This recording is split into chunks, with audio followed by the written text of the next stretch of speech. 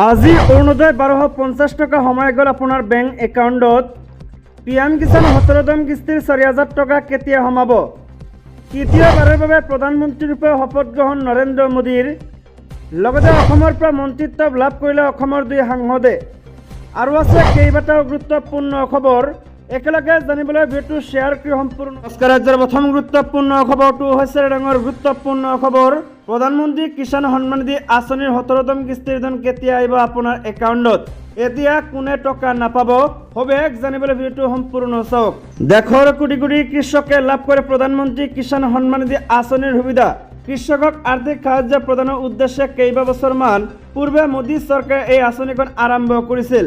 এই আঁচনিখনত কৃষকসকলক 6000 টকাৰ আৰ্থিক সাহায্য প্ৰদান কৰা হয়।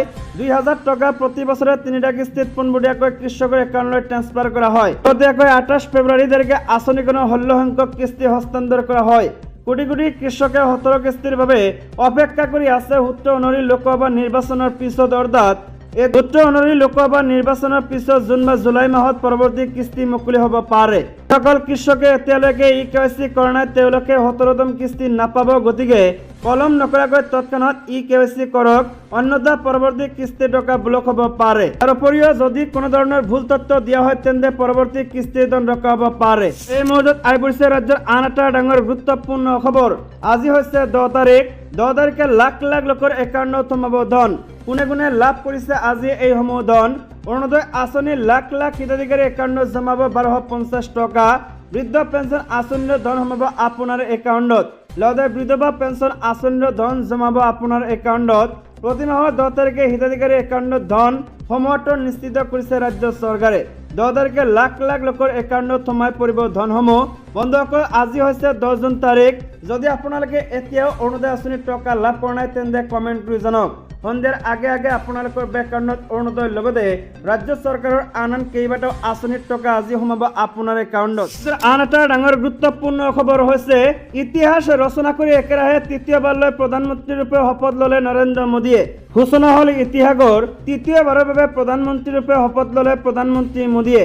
4 জুনত লোকসভা নিৰ্বাচনত সংখ্যাগৰিষ্ঠ আসন লাভ কৰিছিল ভাৰতীয় জনতা পাৰ্টিৰ নেতৃত্বাধীন NDA। 7 জুনত NDAৰ নেতাৰূপে নিৰ্বাচিত হৈছিল নৰেন্দ্ৰ মোদী। NDAৰ নেতা হিচাপে মোদীৰ নাম প্ৰস্তাৱ কৰিছিল ৰাজনাথ সিঙে আৰু সমৰ্থন জনাইছিল অমিত শ্বাহ আৰু নীতিন গাডকাৰীয়ে।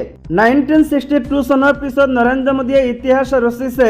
একেৰাহে তৃতীয়বাৰলৈ প্ৰধানমন্ত্ৰীৰূপে শপত লোৱা তৃতীয়গৰাকী প্ৰধানমন্ত্ৰীৰূপে শপত ল'লে নৰেন্দ্ৰ মোদীয়ে।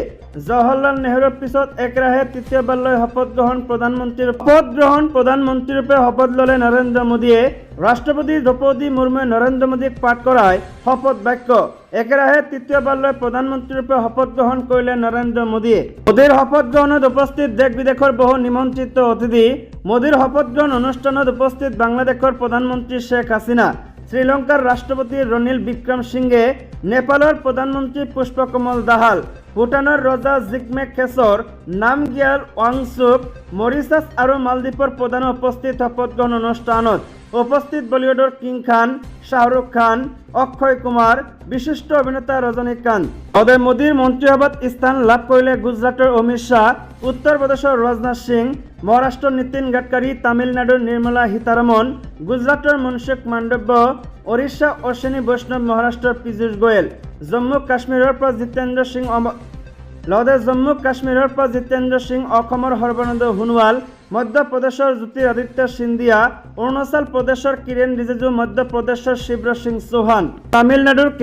আন্নামলাই, হাৰিয়ানাৰ মনোহৰলাল খট্টৰ, ৰাজস্থানৰ অৰ্জুন ৰাম মেঘৱাল, কৰ্ণাটকৰ প্ৰহ্লাদ যোশী, মহাৰাষ্ট্ৰৰ ৰখা খডছে, দিল্লীৰ কমলজিৎ শ্বাহ ৰাৱত, হাৰিয়ানাৰ ৰাও ইন্দ্ৰজিৎ সিং, কেৰালাৰ সুৰেশ গোপী, তেলেংগানাৰ G. কিষাণ ৰেড্ডী, পাঞ্জাবৰ হৰদীপ সিং পুৰী, বিহাৰৰ গিৰিৰাজ সিং, তেলেংগানাৰ বান্দি সঞ্জয় কুমাৰ, কৰ্ণাটক HD কুমাৰস্বামী, বিহাৰৰ চিৰাগ পাছোৱান, উত্তৰ প্ৰদেশৰ জয়ন্ত চৌধুৰী, বিহাৰৰ ৰামনাথ ঠাকুৰ, বিহাৰৰ লালন সিং, ঝাৰখণ্ডৰ চন্দ্ৰপ্ৰকাশ চৌধুৰী, অন্ধ্ৰ প্ৰদেশৰ চন্দ্ৰশেখৰ পেমাচানী, অন্ধ্ৰ প্ৰদেশৰ কিঞ্জাৰানু ৰামমোহন নাইডু, মহাৰাষ্ট্ৰৰ প্ৰতাপৰাও যাদৱ, মহাৰাষ্ট্ৰৰ ৰামদাস আঠৱালে।